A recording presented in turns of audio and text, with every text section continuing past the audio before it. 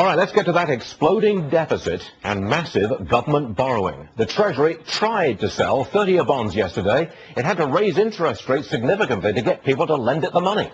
Congressman Mark Kirk of Illinois worked in the Treasury. He joins us now. Congressman, what do you make of this, the government borrowing operation running into some trouble?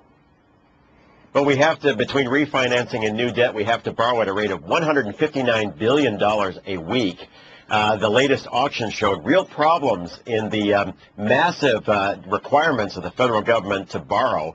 The market doesn't seem to want this much debt.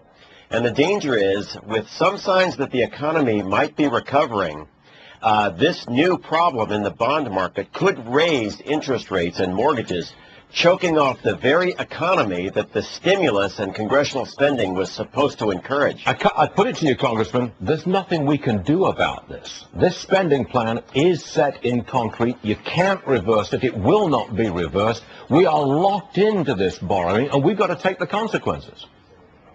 Absolutely. The Congress has set us on a course of approving all of this spending of unique risk to the full faith and credit of the United States. We've seen other sovereign borrows, principally the UK and Germany, fail in the auction of their debt securities.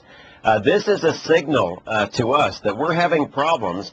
Another $95 billion to borrow next week, and I see real problems. Maybe the president should think about hauling back some of the spending because Congressman, he's not going to. He's not going to do this. I mean, he's gung-ho to get out there and spend this money. Okay, that's taken as given.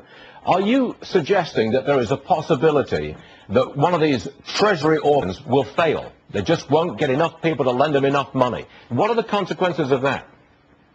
They probably will not fail because they have a backstop, and that is that for the first time this year, the Fed is also buying Treasury. So one part of the government is buying the other part of the government's debt. It's about $122 billion now that have been printed by the Fed and used to backstop these auctions. But you can see with a policy like that, that worries in Asia and Europe about the strength of the dollar have some validity. Do you think we've started a downward spiral for the dollar and an upward spiral for interest rates? We have, because if the economy shows some sign of improvement, the demand for treasuries will weaken. That will require the government, with this massive spending program already locked in, to raise interest rates, and the effect on the mortgage market could choke off the very recovery that the president and congressional Democrats were intending to help.